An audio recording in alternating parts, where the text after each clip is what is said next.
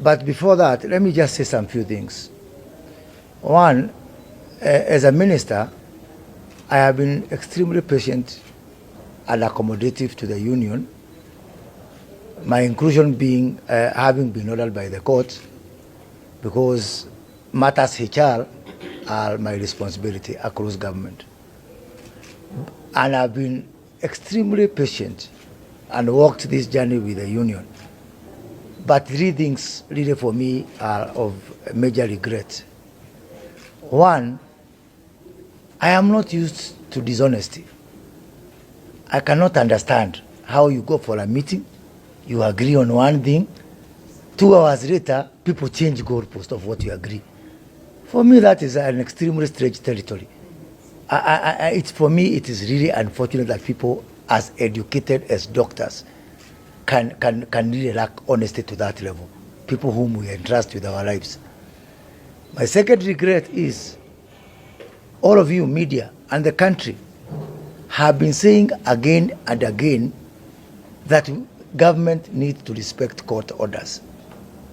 And now, I was expecting the public, and especially you in the media, to equally hold the doctors to the same threshold of responsibility that you hold us. How can court orders be flouted, that the strike is suspended, not once, not twice, 3 times? But if it was government, that could have been a different story. I did not find equal voices from the media and from the public, from civil society, that keeps asking government, why are you not respecting court orders? Why are you not holding these people if we want to have a country that is ruled by the rule of law? My third regret is I have been around several cabinet ministers for health. I was around Mailu, I was around Macharia, I was around Mutahi Kagwe.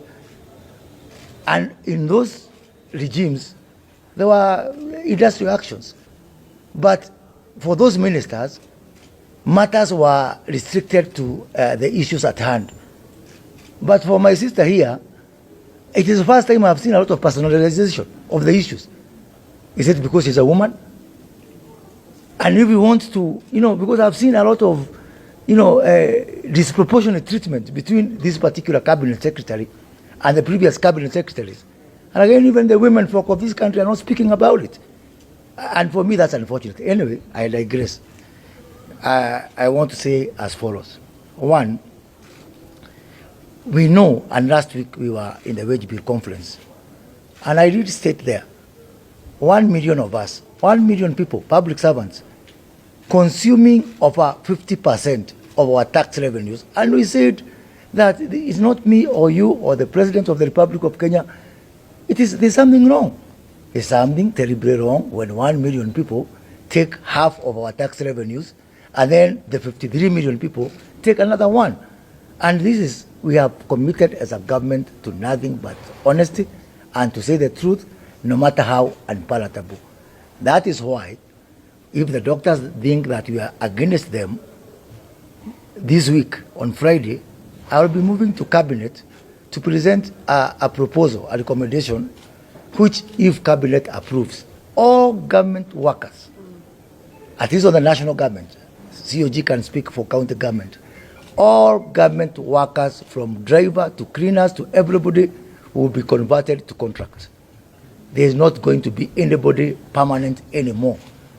If you want to be permanent, show me that even on earth, your tenure is permanent. We are all on contract, even on this earth. We are all on contract.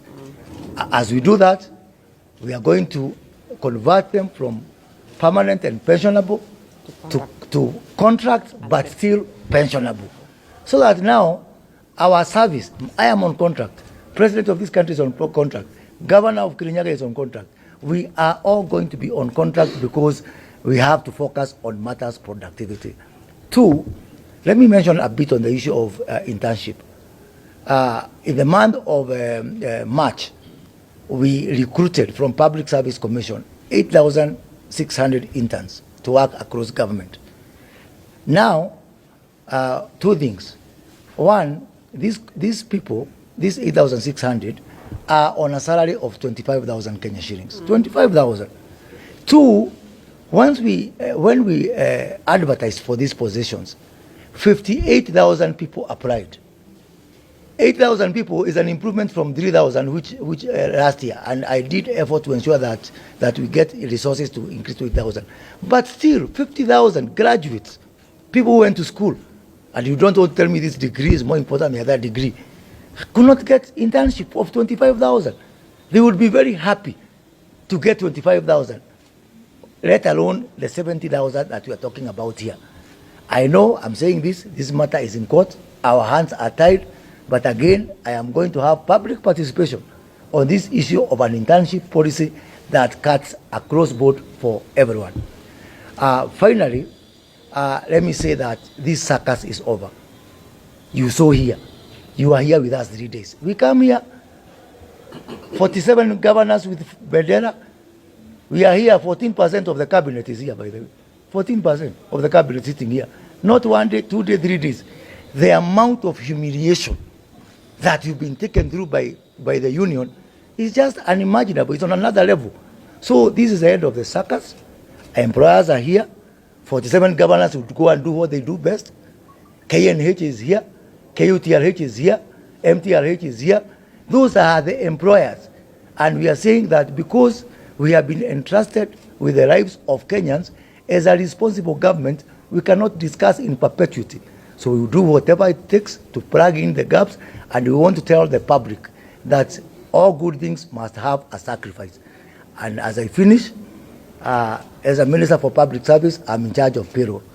And I want to say that the union, I cannot continue working for free for a union which is not respecting court orders. So I've instructed my payroll people not to remit the dues for this particular union, because I'll be abetting crime, and I'll be abetting, disrespect for court orders. Enough is enough. Thank you. Mastori za 254, home of hot stories.